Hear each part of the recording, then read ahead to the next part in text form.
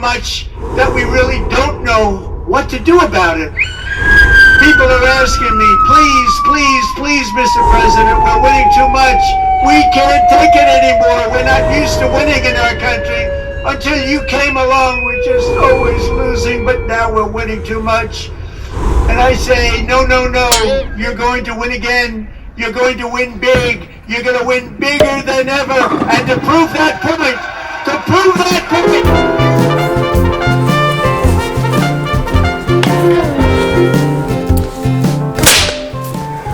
how's it? Hang loose. Welcome to Mongoose Max Hawaii, the channel. Alright. Aloha everyone. It is Wednesday, February 25th. And we need a little bit of heaven. That's what we need. A little bit of heaven. Thank you guys, Box. Hey. Okay, it's Wednesday, so I'm a little bit of a rush again because it's Toastmaster time and gotta run off to Toastmasters. we're a small group, so now everyone's doing double roles. Anyways, it's the day, little vlog, little news. It's cold. That's the vlog. Jeez. News. The day after the president gave the State of the Union address. I'm sure you heard lots about the State of the Union. Living room. Living room. Thank you. I didn't see it in the living room. I couldn't help but watch some of it because it was like the train wreck. It's like, come here. Gotta look, and you can't look away. Okay, as predicted, it was long. An hour, 47 minutes or something like that. The longest ever State of the Union address, breaking the previous record of the longest address by Trump as well.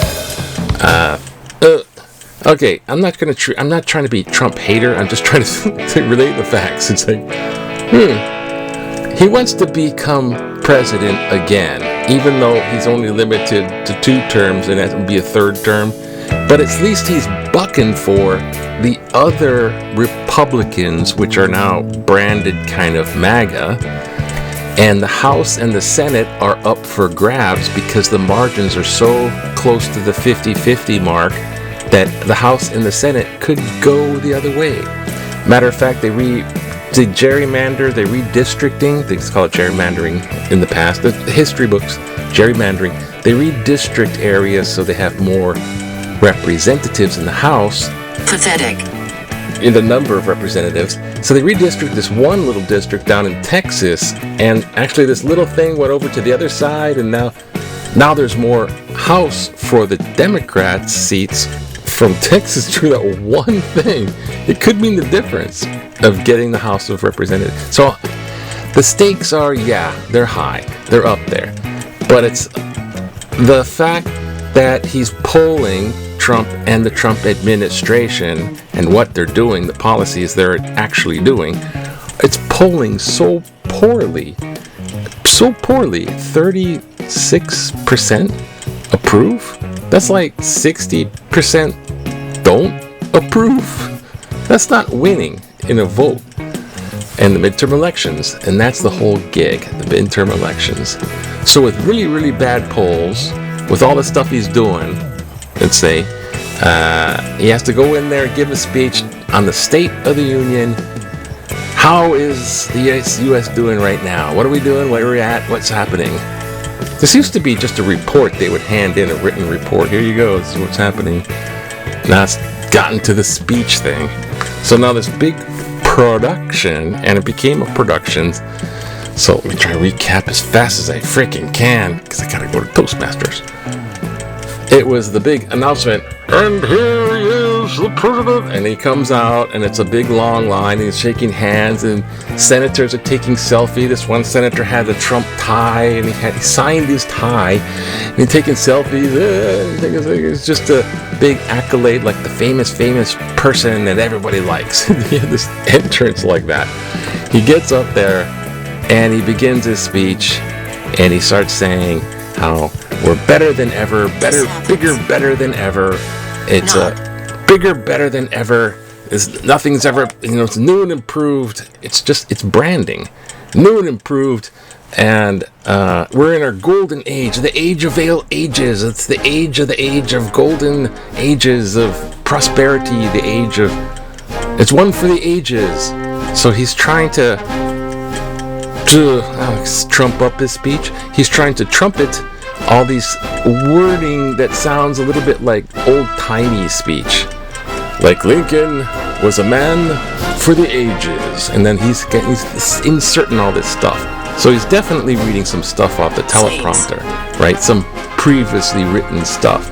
And he actually concluded after an hour, 40, almost 2 hours. He actually concluded with and we're going to have a prosperity and everybody's had some speechy stuff in there. For all people will be working together. He had some speechy stuff in there, which you can't help but try to agree with. See, that's the whole gig about what he was trying to do in this speech, or the group of them were trying to do with this speech. To make it look like it's the new age, we're all going to be working together and everything's going fine and all that kind of stuff. Ooh. So the first thing he does about everything's going fine is he talks about how we're winning. So he's like, and he got a little too close to the microphone. So like, not like this kind of close, not like DJ micro. He was like this close to the microphone and shouting. So it's like the soundboard guy should have been like, turn it down, because he was overdriving. He was shouting in there, and he's going, we're winning, winning, winning, winning, winning, winning. I can't help but win. So it's a little like, the whole, everybody I meet is like, stop winning, there's so much winning, I can't help, I can't take it, there's so much winning, I can't take it anymore, there's too much winning, and we're gonna win some more, so we're winning and winning, this winning thing, shouting. And then he brought in the U.S. men's hockey team. He mentioned the women's hockey team, but he brought in the men's hockey team, and that was like just minutes of everyone's like, because who cannot help but to stand up and clap for the men's hockey team, because yay, you won all those gold medals, yay. And that's the thing with State of the Union addresses. There's the Democrats on one side, the Republicans seating on the other side, the Supreme Court's front and center. He kind of went into the high,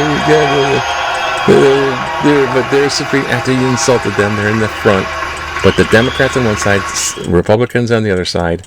And he says something at the podium, or lectern, and you agree with it. So the Republicans will agree with almost everything he says. They'll stand up, standing ovation, and clap, which takes much more time. So everything, and we brought down the gasoline prices.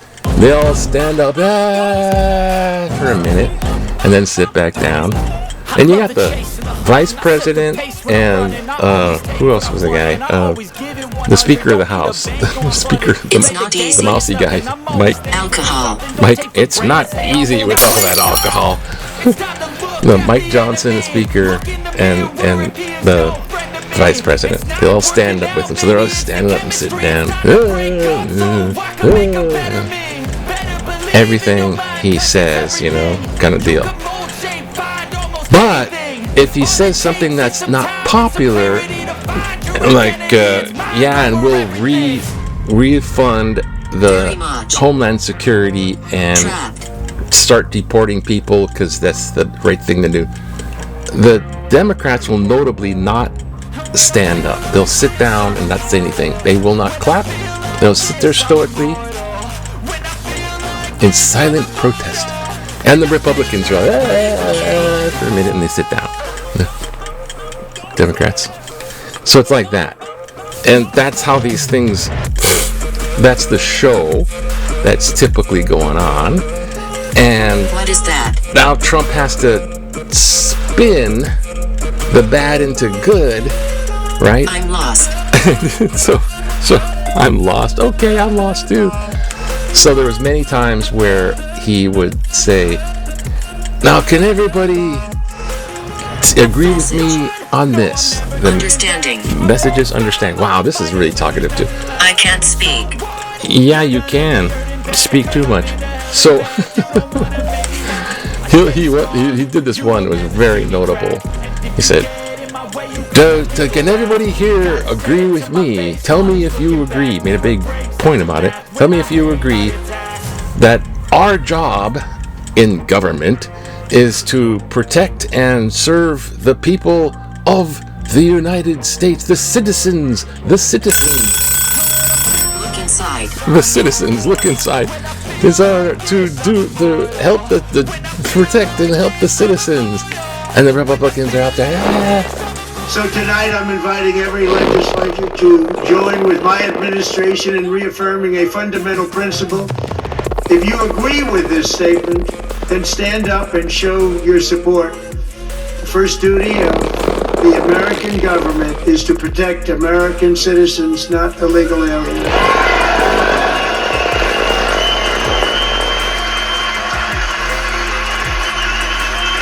And the Democrats are sitting there. Listen to me. And he milked that moment for at least a couple minutes. Seriously. Trump's up there like, looking at them. Like, can you believe that? They're not clapping for citizens. Because it was part of the context of the citizens, and they're not citizens, and we actually shot citizens. There's all this immigration stuff. So, oh God, it was this and that and that and this, and it was a whole lot of.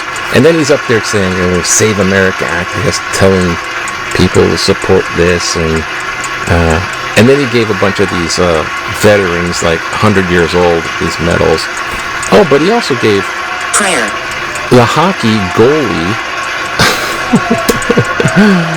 Like the Medal of Freedom, the highest civilian medal you can get. You won that hockey goalie, and we got gold medal. Here's the Medal of freedom honor thing, the highest civilian thing. I mean, he did rightly give, the guy that they got Maduro, the Venezuelan guy, the helicopter pilot got shot. Crippled, a little bit crippled in the legs. He got wounded, and he's still recovering from that. He gave him the highest medal. Okay. Yeah. You got this one guy, a belated Purple Heart. This one guy's like 100 years old. He finally remembered me. So, all in all, and then he wound up with the Land of the Free speech he titled. But all in all, there was a lot of lies. Lied about the economy, lied about this, lied about that, and they fact-checked this. Just lies. Like you just slip those in, and you gotta clap for this guy. You gotta clap for Save America. You gotta clap for this. You gotta do this. So he kind of was forcing the Democrats to clap, and they actually didn't. So all in all, here's the wrap. All that disappointment or disapproval from beforehand, and then all this 2 hours of spin and show, and the afterwards, hey, you know what?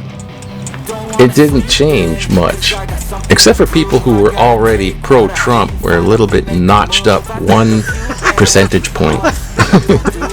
He's on the right track. So they bumped up 1%.